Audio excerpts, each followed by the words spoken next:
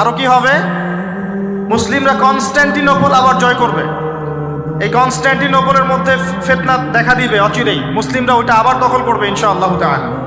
আরো কি হবে? বললাম ভূমিকম্পের বছরগুলো আসবে সামনে, এবং মুতায়নুন শাদীদ, মহামারীও আসবে।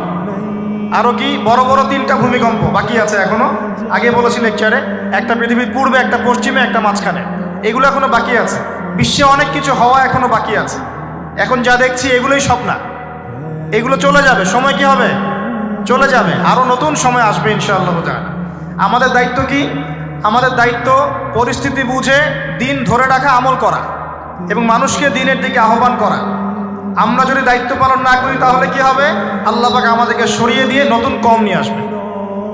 আল্লাহ পাক সূরা মুহাম্মাদে বলেছেন, ওয়া ইন তাতাওয়াল্লাউ, তোমরা যদি মুখ ফিরিয়ে নাও, ইয়াস্তাবদিল কওমান গায়রাকুম, আল্লাহ পাক নতুন কওমকে তোমাদের জায়গায় স্থলাভিষিক্ত করবেন।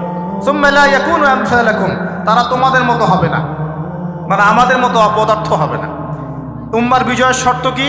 আল্লাহ সূরা মুহাম্মাদেই বলেছেন, ইন তানসুরুল্লাহ ইয়ানসুরুকুম, তোমরা আল্লাহর দ্বীনকে সাহায্য করো, তবেই আল্লাহ তোমাদেরকে সাহায্য করবে। ওয়া ইউসাব্বিত আকদামাকুম, তোমাদের পা আল্লাহ দৃঢ় করে রাখবেন। আমরা আল্লাহকে সাহায্য না করলে আল্লাহ পাক আমাদেরকে সাহায্য করবেন না। সিম্পল। আল্লাহ পাক সূরা রা'দের মধ্যে বলছেন, ইন্নাল্লাহা লা ইউগাইয়িরু মা বিকওমিন হাত্তা ইউগাইয়িরু মা বিআনফুসিহিম, আল্লাহ পাক কোনো কওমের অবস্থা ততক্ষণ পরিবর্তন করেন না যতক্ষণ না সেই কওম তার নিজের অবস্থার পরিবর্তনের চেষ্টা করে। তাহলে আমাদের পরিবর্তন কেন হচ্ছে না? কারণ আমরা নামাজ ছেড়ে দিয়েছি। 90% মুসলিমের দেশে কত পার্সেন্ট নামাজ পড়ে চিন্তা করে দেখবেন। আমরা কোরআন ছেড়ে দিয়েছি। 90% মুসলিমের দেশে কত পার্সেন্ট বিশুদ্ধ করে কোরআন তেলাওয়াত করতে পারে একটু খোঁজ নিয়ে দেখবেন। কোরআন শুমারি করে দেখেন, নামাজ শুমারি করে দেখেন, তাহলে বুঝতে পারবেন। আর যারা কোরআন পড়তে জানে তাদের মধ্যে কত পার্সেন্ট কোরআনের অর্থটা বোঝে, এটা আরো বড় বিষয়। তারপরে আবার কারা মেনে চলে, এটা আরো বড় বিষয়। আর আমরা কতজন মানুষ দিন ইসলামকে সামগ্রিক দিন হিসেবে মানি, এটাও একটা বড় বিষয়। আমরা মানি ঠিকই, আংশিক আংশিক। যেমন ইবাদত বন্দেগীর জীবনে মুসলমান, অর্থনৈতিক জীবনে গিয়ে আবার সুদখোর, এমন না বিষয়টা? এমন হয় না বিষয়টা? ইবাদত বন্দেগীর জীবনে আমি পাক্কা মুসলিম, কপালে সেজদার দাগ আছে মাশাআল্লাহ, দাড়ি টুপিও আছে মাশাআল্লাহ, কিন্তু ব্যবসায় গিয়ে মাপে কম দিচ্ছি না, ব্যবসায় গিয়ে আমি হারাম ভেজাল দিচ্ছি কিনা, এরকম হচ্ছে কিনা? হচ্ছে। কিন্তু সে কিন্তু মুসলিম এবং নামাজও পড়ে। তা আমাদের সমস্যা ভাই এখানেই। এখন এই সমস্যাটা সলভ করলে ইনশাল্লাহ সব সমস্যা সলভ হয়ে যাবে ইনশাল্লাহ।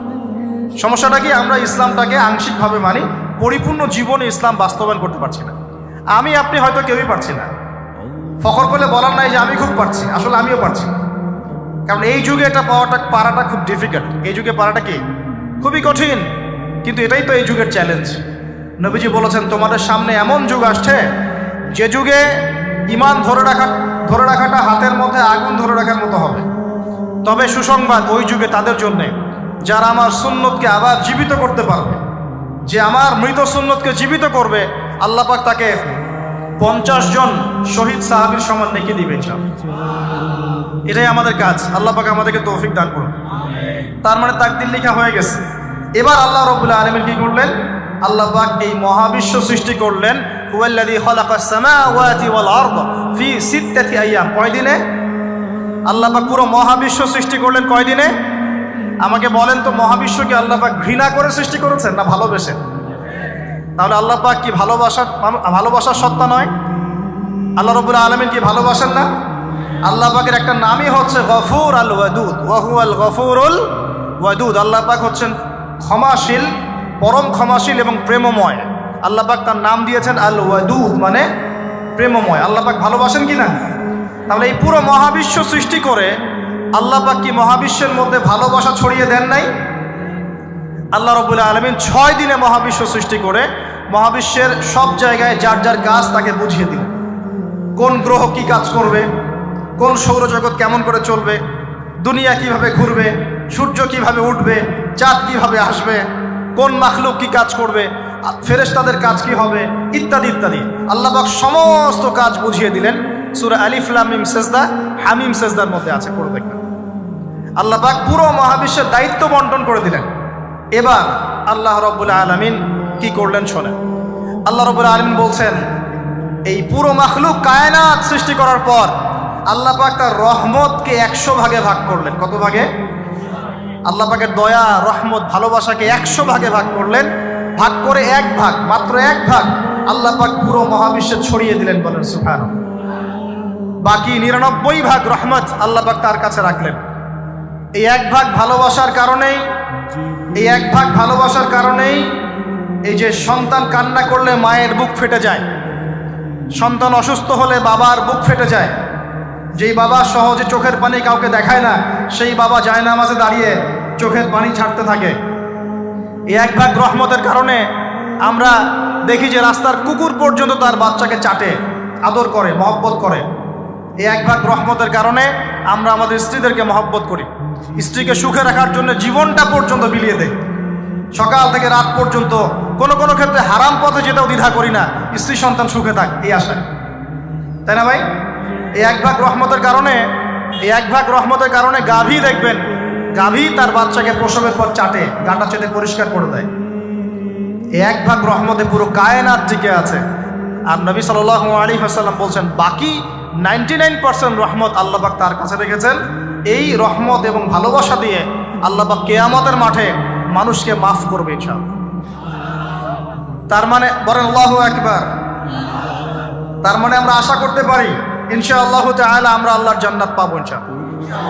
পাবো কি না? শুধু একটা কাজ যদি উম্মত করতে পারে জান্নাত পাবে। বলে দেব কোনটা? অনেক কাজই আছে, কিন্তু স্পেশাল একটা কাজ, একটা। আল্লাহ রাব্বুল আলামিন মেরাজের রাতে তার নবীকে উঠিয়ে নিয়েছিলেন, উঠিয়ে নিয়ে কাছে নিয়ে আসছেন, একদম কাছে, আর যে আরশের কাছাকাছি। নবী সাল্লাল্লাহু আলাইহি ওয়াসাল্লাম বলছেন ওই সময় তার উপর 3টা স্পেশাল ওহী করা হয়েছে। কয়টা?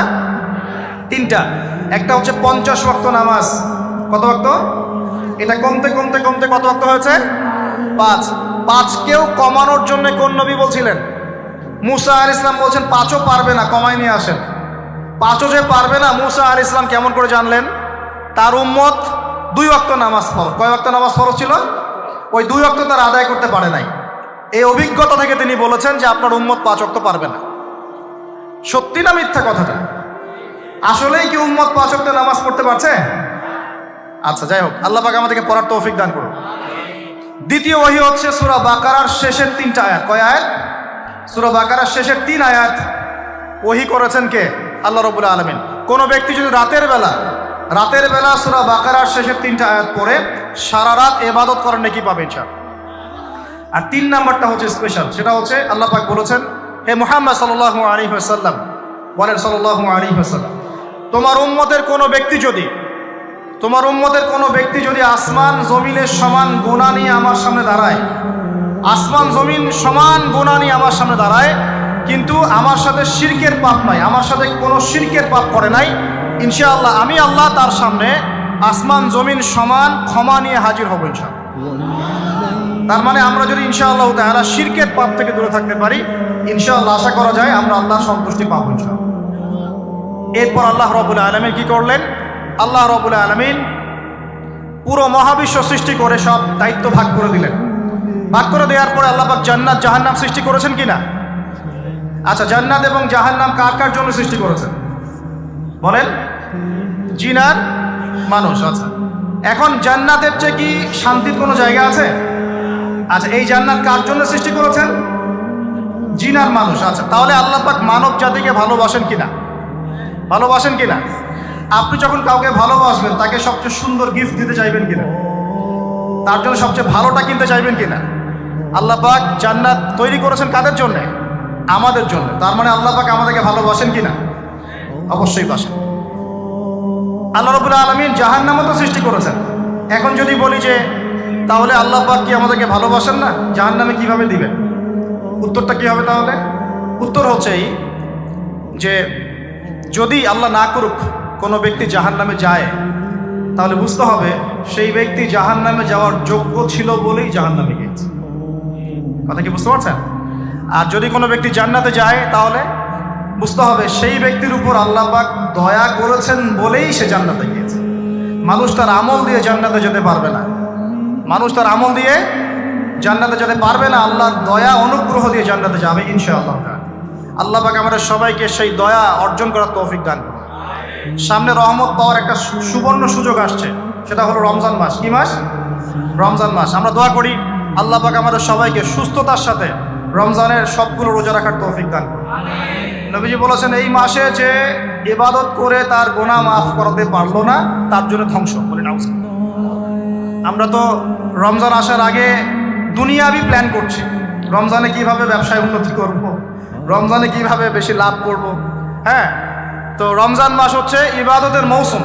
আল্লাহ পাক আমাদের সবাইকে রমজান মাসে 5 ওয়াক্ত নামাজ পড়ার তৌফিক দান করুন, কোরআন তেলাওয়াত করার তৌফিক দান করুন, কোরআন বুঝে পড়ার তৌফিক দান করুন, তারাবির নামাজ জামাতে পড়ার তৌফিক দান করুন, এবং বেশি বেশি মানুষকে ইফতার করানোর তৌফিক দান করুন। যাদের যাকাত ফরজ হয়েছে যাকাত দিচ্ছেন না, আল্লাহর ওয়াস্তে রমজান মাসে যাকাত দিয়ে দিবেন ইনশাআল্লাহ। আর আমি কিন্তু আগেই বলেছি রমজান মাসে ভাই দ্রব্যমূল্যের দাম কিন্তু খুব চড়া ওঠানামা করবে। অতএব যাদের সামর্থ্য কম তাদের ঘরে ইফতার পৌঁছে দেওয়ার দায়িত্ব কার? যা আমাদের। যাদের সামর্থ্য আছে তারা, যারা সামর্থ্যবান নয় তাদের ঘরে ঘরে মাসের বাজার পৌঁছে দেবেন ইনশাআল্লাহ। আল্লাহ পাক তৌফিক এনায়েত করুন বলি আমি। এবার দেখেন আল্লাহ পাক সৃষ্টি করলেন আদম আলাইহিস সালামকে। কাকে? এর আগে আল্লাহ পাক জিন-জাতি সৃষ্টি করেছেন, আমি ওইদিকে যাচ্ছি না, আমি মানুষের কথা বলছি। আদম আলাইহিস সালামকে আল্লাহ পাক কেমন করে সৃষ্টি করেছেন? আল্লাহ পাক সূরা সাদের মধ্যে বলেছেন যে খলাকতু বিয়াদাই, খলাকতু বিয়াদাই, আমি আদমকে আমার হাত দিয়ে সৃষ্টি করেছি। কি দিয়ে? হাত দিয়ে। এটা কি ভালোবাসার বহিঃপ্রকাশ নয়? আল্লাহ পাক কি আমাদেরকে ভালোবাসেন না? ভালোবাসেন। আচ্ছা, এই দুনিয়াতে যত কিছু আছে, এই দুনিয়ার আকাশ বাতাস নদী নালা পানি অক্সিজেন সবকিছু কার জন্য সৃষ্টি করা হয়েছে? গরু ছাগলদের জন্য, মানুষের জন্য। মূল দায়িত্ব কার? মূল অধিকার কার? মানুষের নয় কি? তাহলে এই পুরো বিষয়গুলো কি আল্লাহ পাকের ভালোবাসার বহিঃপ্রকাশ নয়? হ্যাঁ।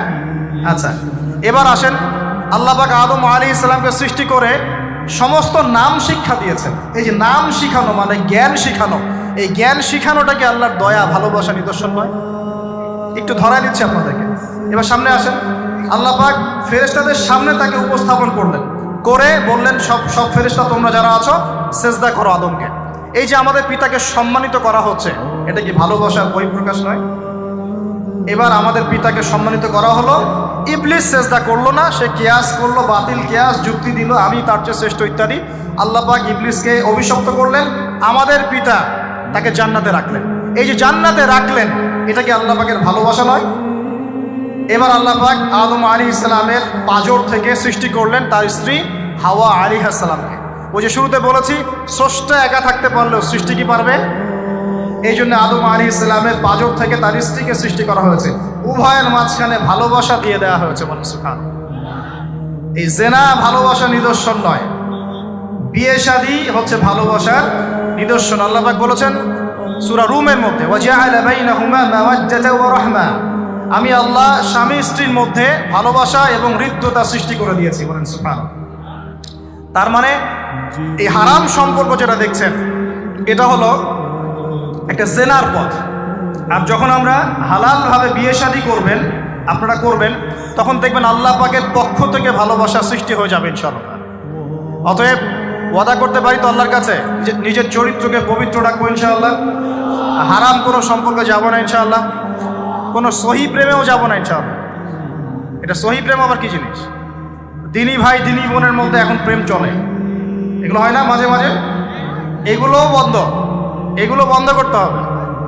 হালাল উপার্জনের সোর্স হয়ে গেলেই, হালাল উপার্জনের সোর্স হয়ে গেলেই দিনদার মেয়ে দেখে বিয়ে করে ফেলবেন ইনশাআল্লাহ। অন্য কোনো পথে যাবেন না, কোনো হারাম পথে যাবেন না। ওয়াদা করেন ইনশাআল্লাহ? রাজি আছেন তো ইনশাআল্লাহ? আল্লাহ কবুল করুন, আমিন। আর বিয়ের সময় অবশ্যই দিনদারিতা দেখবেন, অন্য কিছু না, অন্য কিছু পরে, দিনদারিতা আগে। দিনদারিতা আছে, নামাজ পড়ে, পর্দা করে, মাশাআল্লাহ সব দিক ঠিক আছে, তারপরে দেখবেন আপনি অন্য কিছু, তার আগে না। কথা ঠিক আছে? একইভাবে মেয়েদের ক্ষেত্রেও, যে আগে দেখবেন না ছেলে কত বড় চাকরি করে, ছেলের কত বড় বাড়ি আছে, গাড়ি আছে, এটা পরে। আগে দেখবেন ছেলে নামাজি কিনা, সুন্নত আছে কিনা, ইসলামের জন্য তার সফট কর্নার আছে কিনা, ইসলাম প্র্যাকটিস করে কিনা, এগুলো আগে দেখবেন। এগুলো না দেখলে কি হবে জানেন? বিয়ের 1 বছর 2 বছর পরেই বুঝতে পারবেন দুনিয়াটা জাহান্নাম হয়ে গেছে। না বুঝুন, দুনিয়াতেই তখন জাহান্নামের আযাবের স্বাদ ভোগ করতে হবে। না বুঝুন, আল্লাহ পাক আমাদেরকে হেফাজত করুন, আমিন।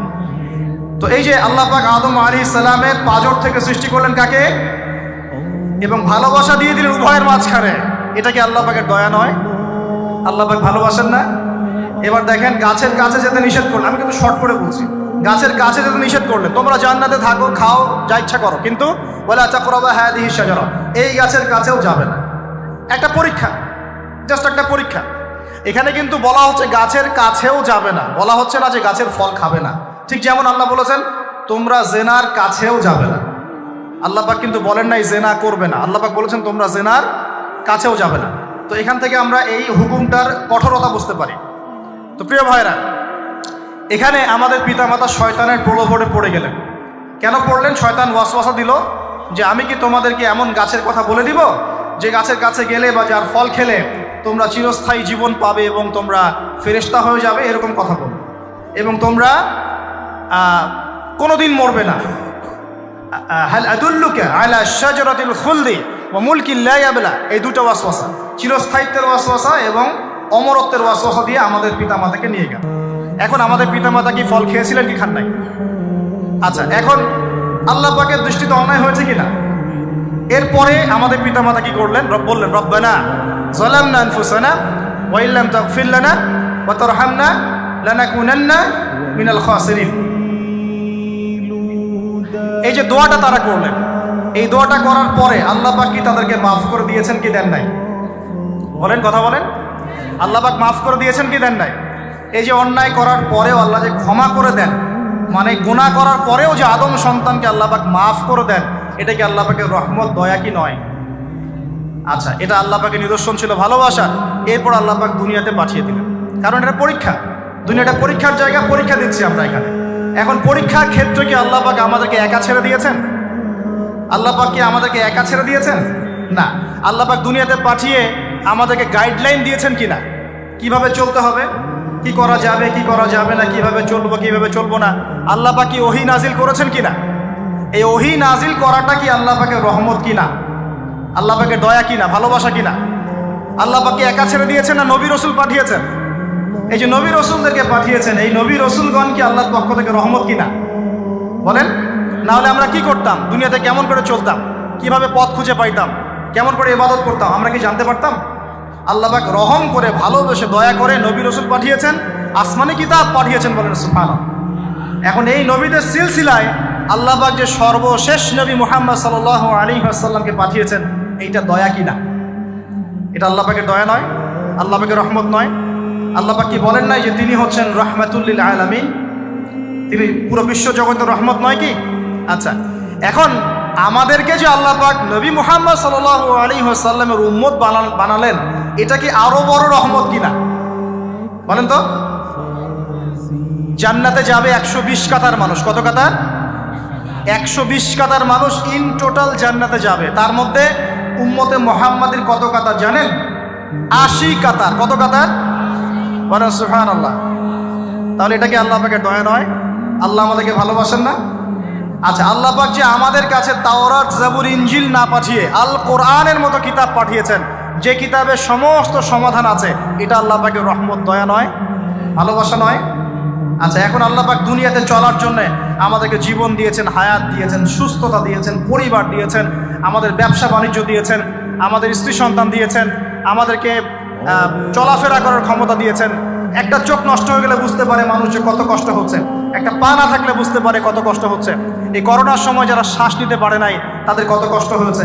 সুস্থ আছি, সুন্দর আছি, পরিবার আছে, আল্লাহ রিজিক দিচ্ছেন, 3 বেলা খাওয়াচ্ছেন, কাপড় দিচ্ছেন, শিক্ষার ব্যবস্থা করছেন, ইবাদত করার সুযোগ দিচ্ছেন, গুনাহ করলেও আবার মাফ করে দিচ্ছেন।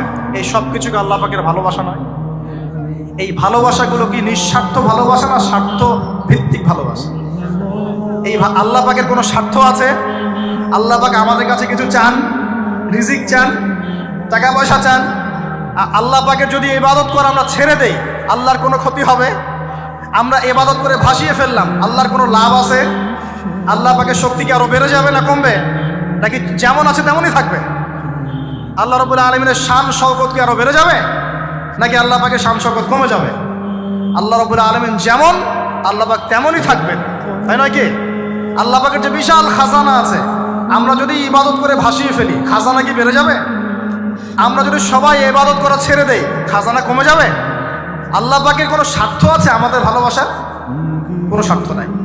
তাহলে আল্লাহ পাক এই পুরো বিশ্ব জগৎ সৃষ্টি করেছেন নিঃস্বার্থভাবে, তার স্বার্থ ছাড়া। এত অসংখ্য নেয়ামতে আমাদেরকে ভর্তি করে রেখেছেন আমাদের স্বার্থে, তার কোনো স্বার্থ নাই।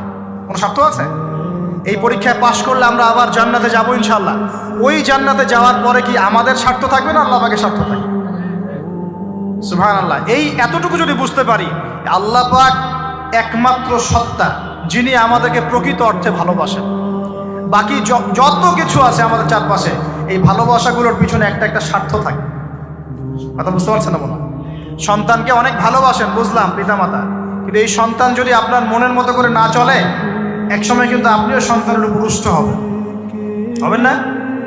স্ত্রীর জন্য এত কিছু করছেন, দেখবেন কোনো একদিন আপনি করতে পারলেন না, দেখবেন সেদিনই আপনাকে একদম ধুয়ে রেখে দিবেন। এমন হয় কি না? তা আমাদের ভালোবাসাগুলোর পিছনে কোনো স্বার্থ থাকে কি না? আর এই যে জেনা চলছে, এই জেনার মধ্যে মূল স্বার্থটা কি? যৌনতা। মূল স্বার্থ কি? ছেলেও চায় মেয়েকে ভোগ করতে, মেয়েও চায় ছেলেকে ভোগ করতে, এবং বলে না না এটা পবিত্র ভালোবাসা, আমরা বিয়ে করার জন্যই জেনা করেছি না, তাই না? বলে না আমরা তো বিয়ে করব, সমস্যা কি? তো ফ্রি মিক্সিং করলে কি সমস্যা?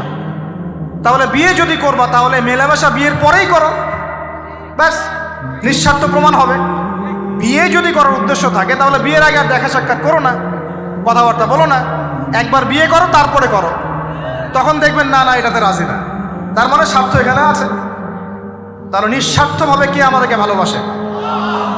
অতএব প্রিয় ভাইয়েরা এবং বোনেরা যারা শুনছেন লেকচার, নিঃস্বার্থভাবে যে সত্তা আমাদেরকে ভালোবাসেন, সেই সত্তাকে ভালোবাসতে শিখুন। আল্লাহ পাক তৌফিক দান করুন। এখন আল্লাহ পাক আমাদেরকে কিছু কিছু ক্ষেত্রে ভালোবাসতে বলেছেন, যেমন আল্লাহ পাক তার দ্বীনকে ভালোবাসতে বলেছেন, আল্লাহ পাক তার নবীকে ভালোবাসতে বলেছেন, আল্লাহ পাক আমাদের পিতামাতাকে ভালোবাসতে বলেছেন, আল্লাহ পাক আত্মীয়তার সম্পর্ক রক্ষা করতে বলেছেন, আল্লাহ পাক রক্তের সম্পর্ক বজায় রাখতে বলেছেন, আল্লাহ পাক স্ত্রী সন্তানকেও ভালোবাসতে বলেছেন। আল্লাহ পাক কিন্তু তার রাস্তায় জানমাল ব্যয় করে আল্লাহর পথে দাওয়াত এবং জিহাদ করতে বলেছেন। এখন এগুলো আল্লাহ বলেছেন বলে আমরা করব, আল্লাহ পাক ভালোবাসতে বলেছেন বলে আমি ভালোবাসি, কিন্তু উদ্দেশ্য হবে আল্লাহর সন্তুষ্টি অর্জন করা। আমি কেন আমার মাকে ভালোবাসি? বিকজ আমার মায়ের পায়ের নিচে আমার জান্নাত, আল্লাহ ভালোবাসতে বলেছেন তাই বাসি। আমি কেন বাবাকে ভালোবাসি? আল্লাহ ভালোবাসতে বলেছেন তাই ভালোবাসি। আমি কেন আমার স্ত্রীকে ভালোবাসবো? কারণ আল্লাহ পাক ভালোবাসতে বলেছেন তাই বাসবো। আমি কেন আমার সন্তানকে ভালোবাসবো? আল্লাহ পাক বলেছেন নেককার সন্তান আমার জন্য ওসিলা হবে, এই জন্যে ভালোবাসবো। আল্লাহ পাক আমাকে বলেছেন নবীকে ভালোবাসতে, আমি নবীকে ভালোবাসবো। আল্লাহ পাক যে বিষয়গুলোকে ভালোবাসতে বলেছেন আমরা অবশ্যই ভালোবাসবো। কিন্তু আল্লাহ পাক কি আমাকে হারাম এই 14ই ফেব্রুয়ারির এই ভ্যালেন্টাইন্স ডেকে ভালোবাসতে বলেছেন? আল্লাহ পাক ইহুদি খ্রিস্টানদের সংস্কৃতিকে ভালোবাসতে বলেছেন? আল্লাহ পাক জেনা করতে বলেছেন? এই ফ্রি মিক্সিং করতে বলেছেন? আল্লাহ পাক পতিতালয় রাত কাটাতে বলেছে? গার্লফ্রেন্ডকে ফুল দিতে বলেছে? আল্লাহ রাব্বুল আলামিন কি বলেছে বিয়ের আগে শারীরিক সম্পর্ক করো? আল্লাহ পাক বলেছে যে আজকে সকালে সম্পর্ক করো, কালকে ব্রেকআপ, তারপর আরেকটা মেয়ের সাথে, তারপর আরেকটা ছেলের সাথে? আল্লাহ পাক ফোনে ফোনে এসব প্রেম করতে বলেছে? আল্লাহ পাক এগুলো হারাম করেছেন, বাস আমি করবো না, সিম্পল। নিজের প্রবৃত্তি অনেক কিছু চাইবে, নিজের প্রবৃত্তিকে আল্লাহর সামনে আত্মসমর্পণ করার নাম হচ্ছে ইসলাম। মন যা চায় তা করা যাবে না। কেন? কারণ আমি কারাগারের জীবনে বসে আছি, কারাগারের মধ্যে মন যা চায় তাই করা যাবে। এই কাজগুলো কখন করব? আমি বিয়ে শাদী করার পরে করব। বিয়ে শাদী করবেন, আপনি স্ত্রীকে নিয়ে ঘোরেন, স্ত্রীকে নিয়ে আল্লাহর সৃষ্টি দেখেন, স্ত্রীকে নিয়ে আপনি বাইকে ঘোরেন, রিক্সায় ঘোরেন, চটপটি খান, ফুচকা খান, আইসক্রিম খান, কোনো সমস্যা নেই। এবার তো যুবকরা বলবো যে ভাই বিয়ে শাদী তো দেয় না, কি করব? আমি পরামর্শ দিচ্ছি বড় ভাই হিসেবে, প্রথমে হালাল রিজিকের সোর্স করতে হবে। রিজিকের সোর্স না করে বিয়ে করা যাবে না, আত্মসম্মান থাকবে না। তাও পুরুষ মানুষের আত্মসম্মান কখন চলে যায়? যখন হাত পাততে হয় তখন। যখন আপনি রিজিকের সোর্স তৈরি করেছেন, আপনি স্বাবলম্বী, আপনি মাশাআল্লাহ মাসে 10, 20, 30 হাজার টাকা আর্ন করেন, বা 1 লাখ 2 লাখ টাকা আর্ন করেন, আলহামদুলিল্লাহ, কারো কাছে হাত পাততে হয় না, সবাই দেখবেন আপনাকে সম্মান দিবে। যখন আপনার অন্যের কাছে হাত পাততে হবে তখন দেখবেন স্ত্রীও সম্মান করছে না। তো এই জন্য ডিগনিটি আগে, ডিগনিটি ফার্স্ট। আপনার ডিগনিটি অর্জন করতে হলে একটা হালাল উপার্জনের সোর্স লাগবে, এক। তারপরে পিতামাতাকে বোঝানোর চেষ্টা করবেন।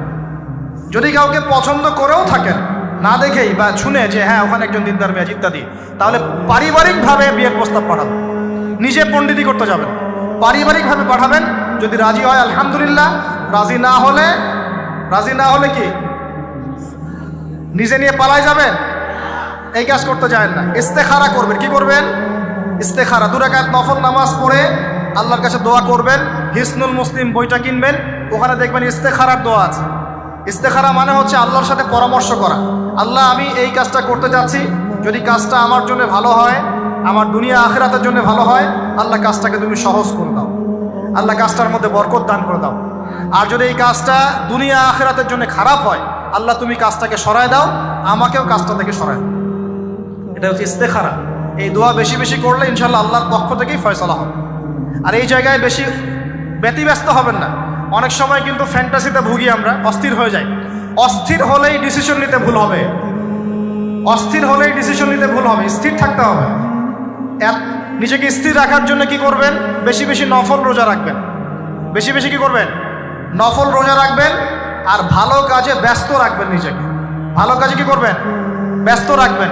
একা একা থাকলে আর এই যে খারাপ সার্কেলের মধ্যে থাকলেই মাথার মধ্যে শয়তান ভর করবে, তখন দেখবেন অস্থির হয়ে গেছেন আপনি।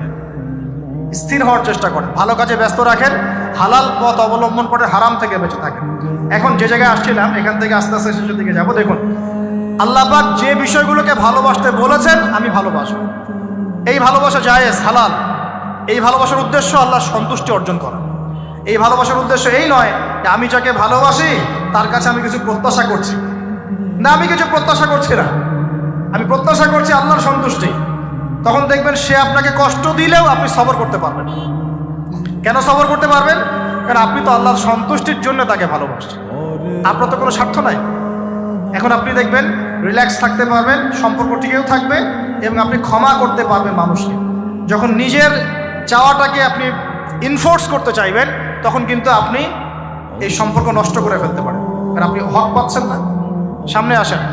এবার আমরা কি ওয়াদা করতে পারি যুবক ভাইরা, ইনশাআল্লাহ তাআলা আমরা হারাম পথে যাব না, হালাল পথে থাকবো? পশ্চিমাদের এই মদতপৃষ্ঠ এই সো কল্ড ভালোবাসা দিবসের এই স্রোতে আমরা গা ভাসাবো না। আমরা কি ওয়াদা করতে পারি? আমরা কি ওয়াদা করতে পারি যে ইনশাআল্লাহ আমরা হালালভাবে বিয়ে শাদী করবো, কোনো হারামে যাবো না ইনশাআল্লাহ? এই সমাজ থেকে জেনা বন্ধ করতে হবে, এই সমাজ থেকে ফ্রি মিক্সিং বন্ধ করতে হবে, এই সমাজ থেকে সমস্ত পতিতালয়কে বন্ধ করতে হবে। বন্ধ করে আমরা সামাজিক উদ্যোগ নিয়ে, প্রয়োজনে আমাদের পলিটিক্যাল পাওয়ারকে কাজে লাগিয়ে সমস্ত পতিতালয়গুলো বন্ধ করে ওই মেয়েদের রিজিকের জন্যে আমরা বিকল্প ব্যবস্থা করবো ইনশাআল্লাহ। আমরা টাকা পয়সা একত্রিত করে তাদের জন্য কর্মসংস্থান করতে পারি না? এগুলো কাজ করে নারীর অধিকার প্রতিষ্ঠা করা যায় না? নাকি রাস্তাঘাটে গাড়ির স্লোগান দিয়ে প্রতিষ্ঠা করা যাবে? সমস্ত যে নোংরা জায়গাগুলো আছে এগুলো বন্ধ করে ওই মেয়েদের, ওই মেয়েরা কিন্তু কারো মা, ওরা দেখবেন কারো বোন, কারো স্ত্রী বা কারো সহধর্মিনী কিছু একটা হবেন, তারাও কিন্তু মানুষ, তারাও মানুষ, হয়তো অন্ধকার জগতে হারিয়ে গেছে, দালালের খপ্পরে পড়েছে বা পেটের দায়ে পড়ে কাজ করছে। যদি আমরা তাদের জন্য বিকল্প ব্যবস্থা করে দিতে পারি, আল্লাহ পাক আমাদেরকে তৌফিক দান করুন, তাদের জন্য কর্মসংস্থানের ব্যবস্থা করতে পারি, একটা মেয়েও এই হারাম পথে যাবে না ইনশাআল্লাহ। আমরা কি এভাবে নারীর অধিকার প্রতিষ্ঠা করতে পারি না? আমরা কি এতিম মেয়েদের দায়িত্ব নিয়ে করতে পারি না? আমরা কি সমাজের বিধবা মেয়েদেরকে বিয়ে করতে পারি না? তালাকপ্রাপ্ত মেয়েদের দায়িত্ব নিতে পারি না? মেয়েদের অধিকার নিয়ে অনেক কথা বলা হয়, কিন্তু এই কথাগুলো থাকে খালি বুলি, বাস্তবতা নয়। বাস্তবে কয়জন ছেলে এতিম একটা মেয়েকে বিয়ে করে দেখিয়েছে?